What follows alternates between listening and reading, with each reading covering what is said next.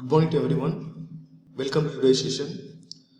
I think everyone have understood what all we have seen so far in the last video, and we have completed the different types of methods for solving a pair of linear equation under the third chapter.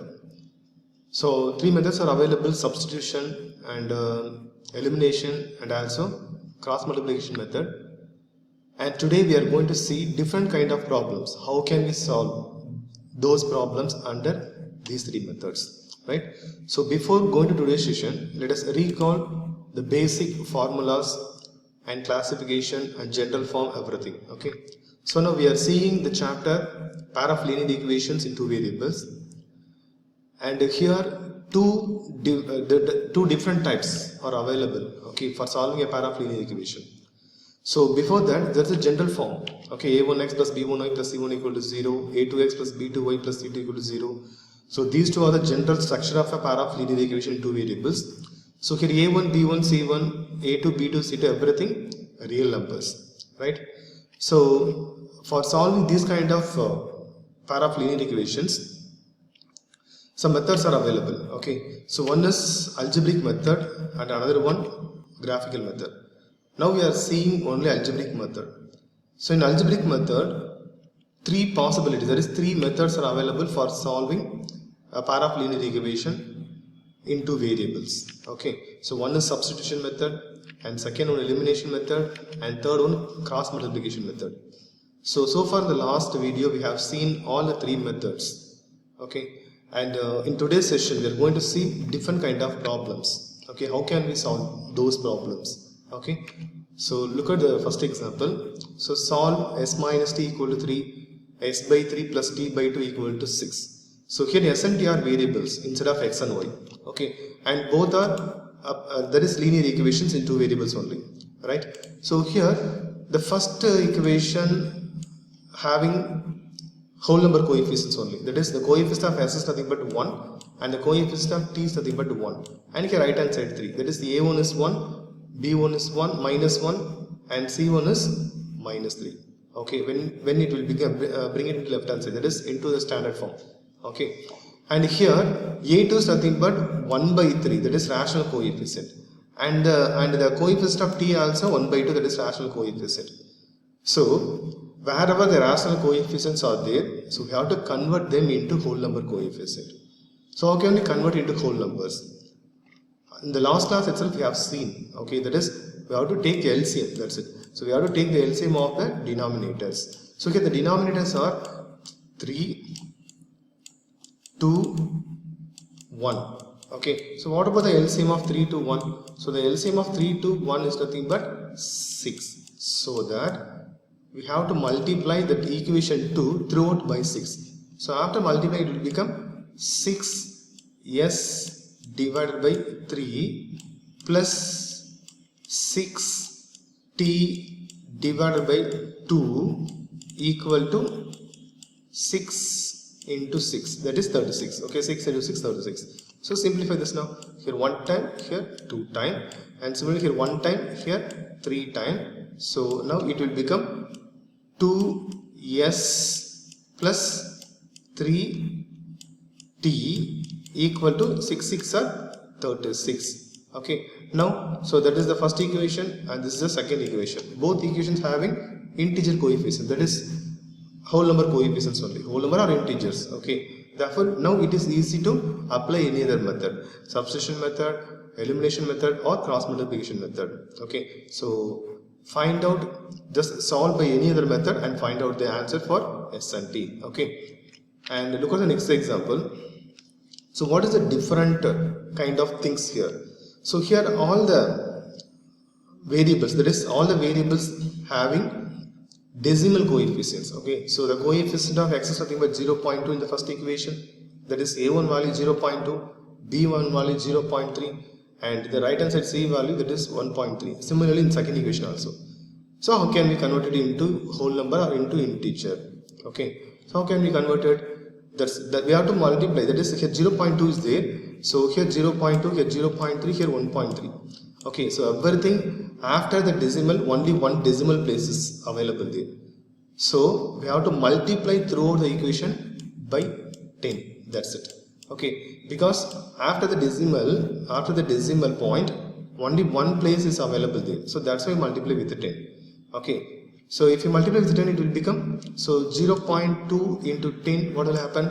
So 2x, and plus the second 0.3 will become 3. So 3y equal to, and this one 13. Right? So that is the equation, third equation. Okay, and similarly look at here. So here 0.4, 0.5 to 2.3. So here it having only one decimal place after the decimal, and here two places are available after the decimal, here only one. So which one having the maximum decimal places? So this one only. So how many decimal places are there? So after the decimal, two places are there. So it is enough to multiply throughout the equation with 100. Okay, so according to the number of places, you have to multiply by the number of zeros. So when you multiply with 100, so this will become 40x. So 40x and plus, and what about this one? So when we multiply with 100, it will become 52. So 52y equal to, and here 230. Okay, when you multiply with 100. Right, now look at the coefficients of these two equations now. So all are that is whole number coefficients only. Therefore, you can solve directly by using any one of the method, either substitution or cross multiplication method or elimination method also. Okay, so here they are asking solve only. It's not mentioning any other method. Okay, so that you can solve by any other method. Okay, it's your choice. So if the decimal coefficients are available, means we have to check which decimal place having more place in each of the equations, and then multiply by the particular number of zeros, that is either 10 or 100 or 1000 or 10,000 according to the number of decimal places. Okay, then after that you can apply any other method. Okay, right, look at the next question. So here root 2x plus root 3y equal to 0, root 3x minus root 8y equal to 0. So if you are looking here, means the coefficient of the variables are in the form of irrational numbers, that is root 2, root 3 and root 8 are there. Okay, everything irrational numbers only. So how can we convert it? So already we know that suppose different numbers are there, means, okay, if you want to solve this using elimination method, means first we have to check whether they have the same coefficient or not. Suppose now I am going to use elimination method and I am going to solve the variable x, so that we have to check the coefficient of x now. So what about the coefficient of x? Both are different. So how can we convert it into same? By multiplying, by taking LCM. But here irrational numbers are there, so it is not possible to take LCM. So that multiply the first equation by root 3 and multiply the second equation by root 2. So like that. If you multiply like this, means they become same number, that is same coefficient, right? So when you multiply the equation number with root 3, so equation 1 into root of 3. So if you multiply with root 3, means it will become root of 6, because we can multiply root number with root number. So root of 6x plus root of 9y equal to, so 0 into any other number, 0. Okay, and similarly multiply equation 2 with root of 2. Okay, if you multiply with root of 2, means what will happen? So here root of 6x, root of 6, that is 2 3s are 6, minus root of, and 8 2s are 16. So 16y equal to 0. Okay, now is it possible to simplify again? Yes, because root of 6x plus here root of 9, it's a square number, therefore the square root of 9 is nothing but 3, so it will become 3y equal to 0.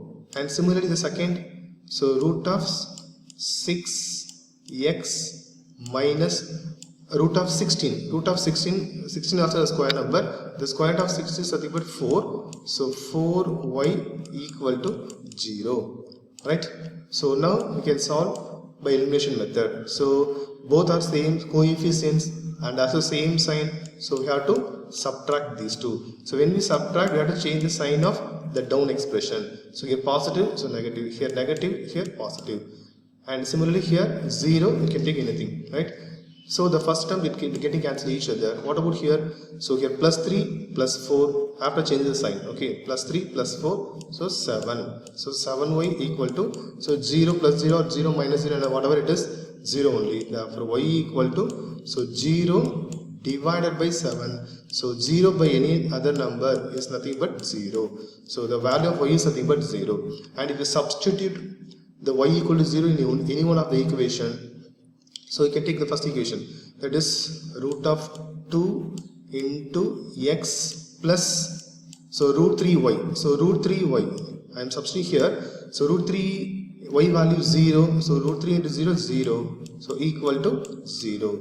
And the next stage, when we transpose 0 that side, so it will become also 0 minus 0, 0 only. So root 2x equal to 0. Therefore x equal to 0 divided by root of 2. So 0 by any other number equal to 0. Therefore the value of x equal to 0 and also y equal to 0. So these are the solutions of the given equation.